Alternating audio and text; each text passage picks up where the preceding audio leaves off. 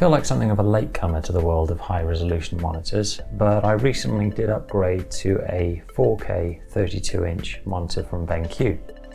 It's not the highest spec monitor on the market by any stretch of the imagination. In fact, it's one of the cheapest. I'll link to it in the description below. But before this, I had a 3K monitor. So are those extra pixels worth it? And should you get one? And why on earth does Apple make a 6K monitor? Just to be clear, this isn't an in-depth review of this particular panel. I may do one of those in the future, but I haven't really got anything worthwhile to compare it to, and this is at the cheaper end of the spectrum. I'm just coming at this from the idea of you trying to decide, should you get a 4K monitor? The short answer to that is it really depends on what you're doing. Now, if you're video editing or designing, programming, or performing any job function that requires a lot of pixel space, then I can absolutely say that this is the way to go. I'm meant to be getting a second one of these, but even just having the one has made a huge improvement to my workflow. I'm able to have multiple windows open at meaningful sizes all on the same screen, and it's just made my work a lot faster and a lot more fun. However, it's worth noting that most of the time I have the monitor set to 125%. That means it's scaling everything up, which means that when you're reading text, etc., it's just got that extra bit of pixel density.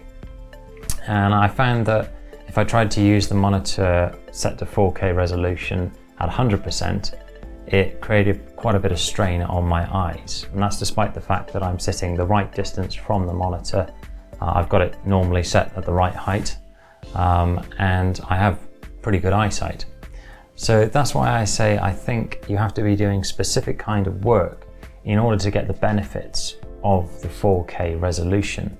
For most other users, I think 3K is actually the sweet spot. But if you do have a use case, then I think it's a brilliant thing to get. I've actually found it quite transformational, not just in terms of the speed of the work that I'm able to do, but the fun that I have while doing it. My favorite example of this so far has been video editing. Even on a 3K monitor, I found going through the timeline or editing stacked clips quite cumbersome. On a 4K monitor, even just one 4K monitor, it's so much easier to do and so much more enjoyable. And if you have the money to spend on a 4K monitor, and as I say, this is on the cheaper end of the spectrum, I think it's a great thing to go for and a transformational tool for your workflow. Now, until recently, the range of 32-inch 4K monitors or even 27-inch 4K monitors was quite small. But at CES this year, there was a whole load of them announced, and with Apple now having 2 monitors on the market, I expect that number to go up as other manufacturers try and compete. The key is really to look for the right range of features that suit you. So don't waste money getting a monitor that's got a webcam or loads of ports on the back or a high refresh rate if it's not really going to add any benefits to you. If you're not gaming, for example, you're not really going to need that high refresh rate. The key is to find the right features for your workflow, and don't be tempted to try and push it a little bit further and a little bit further to get that next one along when really you might not get any use out of it. Now, I'll link to a website that I found useful called Display Specifications. I found that really helpful for seeing what was out there on the market. Personally, the thing I look for in any monitor is the quality of the panel itself. And that might seem obvious, but it is easy to get sucked into thinking that you need a webcam attached or so many ports, etc.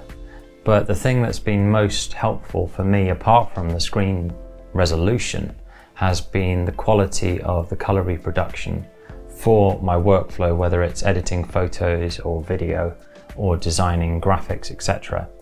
I find that having a screen that has a better color reproduction and is easy on the eyes is a much better thing to spend your money on. Now, if you have 1,500 in cash burning a hole in your pocket, or even 5,000, then you might be tempted by Apple's Studio Display or their Pro Display XDR.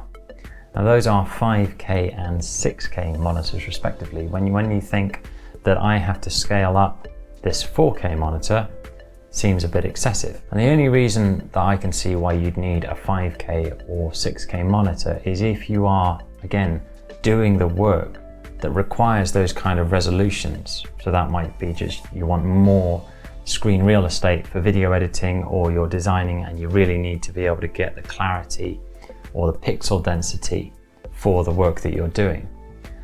For most users, as I say, I think 3K is plenty. And if you're doing any video editing or any sort of creative work, then I think 4K is more than enough. And like everybody else, I look at Apple's products and think, oh, that'd be nice one day. But having got this 4K screen, it's actually made me want those monitors less. If anything, if I had that kind of money to spend, I'd be tempted to look at something from Asus's ProArt range or even an ISO monitor. And hey, when it comes to screen real estate, Dell, you still have a 8K monitor. It's nice to dream. But for now, a 300-ish BenQ 4K monitor will do the job just nicely. Now let me know in the comments if you've got one of these monitors or if you've got any questions that I haven't answered here. And thanks for watching.